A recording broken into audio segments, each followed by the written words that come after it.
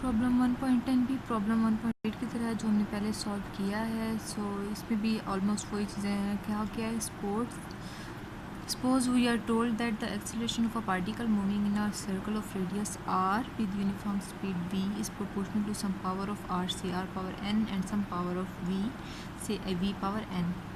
So determine the power of r and v. कहा क्या है कि हमारे पास कोई एक पार्टिकल मूव कर रहा है एक सर्कल में।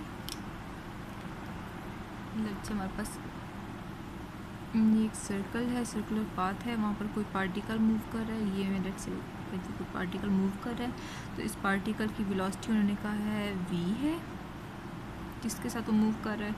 और जिस सर्कल में वो मूव कर रहा है उस सर्कल का रेडियस जो है वो r है, यानी सेंटर से उसके सर्कमफ्रेंस का जो डिस्टेंस है वो हर जगह r है। ठीक है, इस पार्टिकल का जो एक्सेलरेशन होगा a,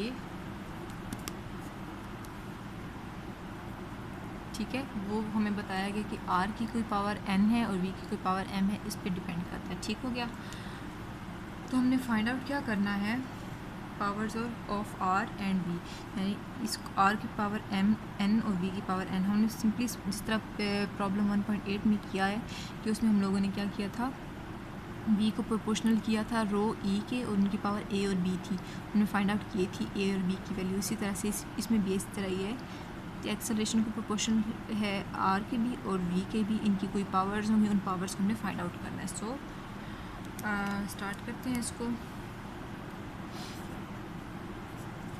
गिवन दैट, सेम उसी तरह से कि एक्सेलरेशन हमें बताया गया is proportional to r power n, radius की पावर n और वेलोसिटी की पावर m। ठीक है, टू फाइंड हमने क्या करना है, value of n and m, ये दोनों पावर्स की वैल्यूज़ हमने फाइंड आउट करनी है। ठीक है, सो इसका सॉल्यूशन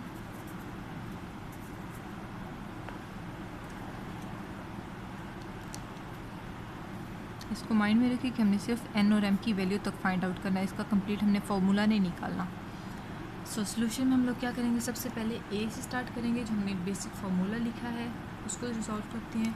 सो हमें पता है कि a is proportional to r power n और v पावर m जो गिवन है।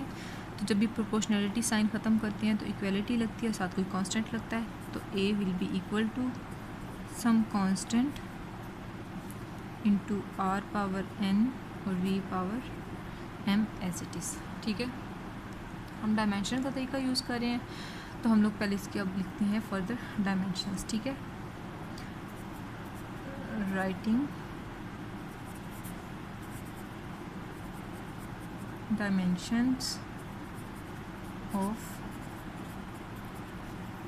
Both sides. अच्छा, ये जो स्टेटमेंट लिखते हैं ये बड़ी ज़रूरी होती हैं, एग्जामिनर देख के उसको पता हो, वो देखता है कि अच्छा ठीक है जो स्टूडेंट कर रहा है उसको पता है कि वो कर क्या रहा है। ठीक है, तो ये जो हम लोग इस तरह के कोई भी कमेंट लिखते हैं, ये स्टेटमेंट लिखते हैं, ये क्लैरिफिकेशन लिखते हैं, तो ये बड़ी ज़रूरी होती है क्वेश्चन में।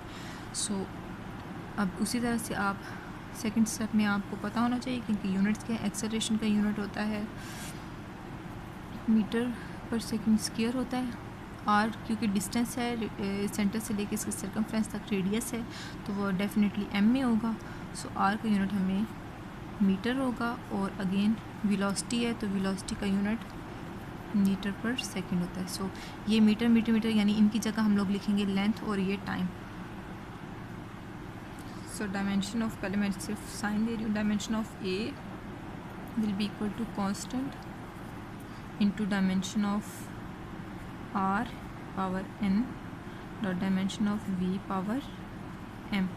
अब a की जगह, a का यूनिट क्या है, मीटर पर सेकंड, मीटर यानी लेंथ और second square minus second minus 2 यानी time minus 2।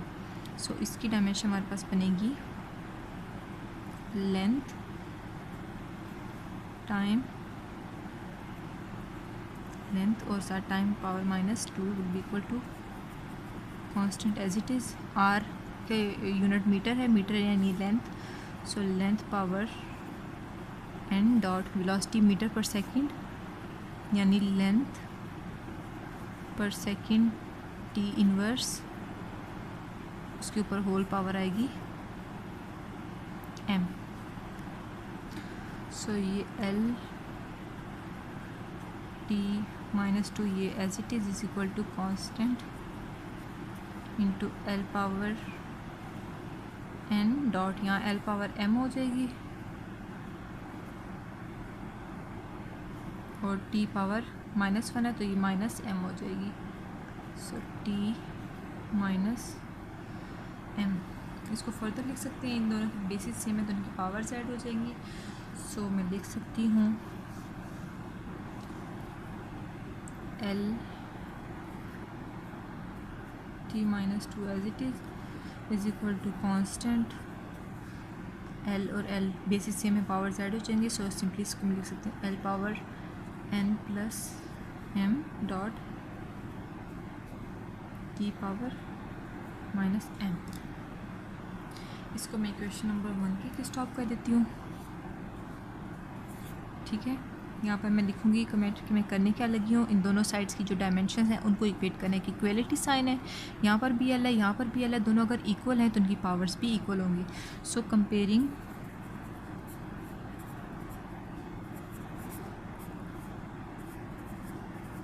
Powers of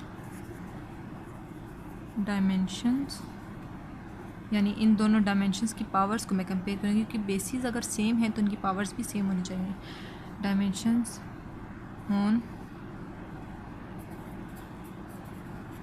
both sides of equation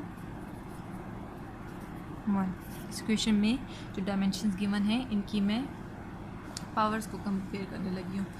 so this implies that l की पावर यहाँ पर 1 है, यहाँ पर l की पावर n प्लस m है। सो n प्लस m यानी ये power will be equal to this power, this will be equal to 1। इसको मैं 1 कह देती हूँ। और अगेन t की पावर यहाँ -m है और यहाँ पर t की पावर -2 है। So -m will be equal to -2, यानी ये t और ये t अगर इक्वलिटी के साथ कंपेयर हैं तो इनकी पावर्स भी आपस में इक्वलिटी के साथ कंपेयर होंगी। This equation number 2। तो आप देख सकते हैं यहाँ पर इक्वेशन 2 से इजीली हम लोग ये देख सकते हैं कि ये दोनों माइनस कैंसिल होंगे तो m इज़ इक्वल टू 2, यानी m की वैल्यू में पता चल गई। इसको हम पुट करेंगे इक्वेशन 1 में, पुट इन इक्वेशन 1। ठीक है, तो इक्वेशन 1 में n प्लस m की जगह 2 इज इक्वल टू 1। इसको फर्दर सिंप्लीफाई करते हैं तो n इज इक्वल टू +1, ये वाला 1 एज इट इज़ होगा। ठीक है, और ये 2 जो है यहाँ पे जाके माइनस हो जाएगा, 1 minus 2 plus 1 minus 2। So n will be equal to -1। सो हम लोगों ने बेसिकली फाइंड आउट कर लिया कि हमें जो पूछा गया था कि आपने फाइंड आउट करनी है r की पावर और v की पावर, यानी n और m की वैल्यू को फाइंड आउट करनी थी हम लोगों ने। सो यहाँ पर आप फाइनल इसका कमेंट देंगे, आप लिखेंगे देयरफॉर